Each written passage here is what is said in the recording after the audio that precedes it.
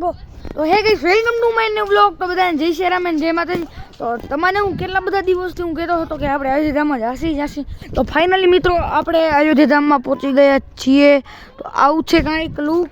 તમારે પણ જો અહીંયા કને રહેવા માટે આવવું હોય તો અહીંયા કને બધી જ સુવિધા મળી જશે.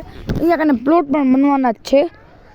હજી વાર લાગી જશે મિત્રો, મહિનો કે અઠવાડિયું થઈ જ જશે. અહીંયા કને તમારે લેવું હોય તો આજે જ નામ લખાવી દેજો અહીંયાના પ્રમુખ પાસે. તો અત્યારે તમને અહીંયાની વાત કરી દઈએ. તો અત્યારે તો અહીંયા કને નંકા છોકરા માટે બેસ્ટ એન્જોય છે. તમારે જો તમારા ઘરમાં નંકા છોકરા હોય, તમારા કને જીદ કરતા હોય ગાર્ડનમાં જાવું તો તમે ગાર્ડનમાં પણ આવી શકો છો. નંકા છોકરા માટે તો બેસ્ટ બન્યું છે મિત્રો. હું એમ નથી કહેતો કે સારું નથી, બહુ જ સારું છે મિત્રો.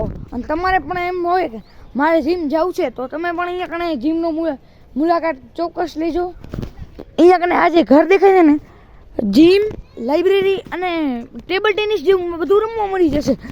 લાઇબ્રેરી પણ છે મિત્રો. તમારે કોઈ પુસ્તક વાંચ્યું હોય, તમને કંઈ ના સમજમાં પડતો કંટાળા આવતા હોય તો અહીંયાની ચોક્કસ મુલાકાત લેજો લાઇબ્રેરીમાં. અને જીમમાં બાજુમાં જીમ કેટલી મોટી છે. તમને એમ થયું હોય કે મને ક્રિકેટ પણ રમવી છે તો અહીંયા કને બધી જ ફેસિલિટી છે. અહીંયા કને ક્રિકેટનું બોક્સ ક્રિકેટ પણ છે. તમને એ દેખાડી દઉં. તમારે આવવું હોય તો ચોક્કસ અહીંયા કને મુલાકાત લેજો. આ બોક્સ ક્રિકેટ હે મિત્રો, જોઈ લો. આ બોક્સ ક્રિકેટ હે.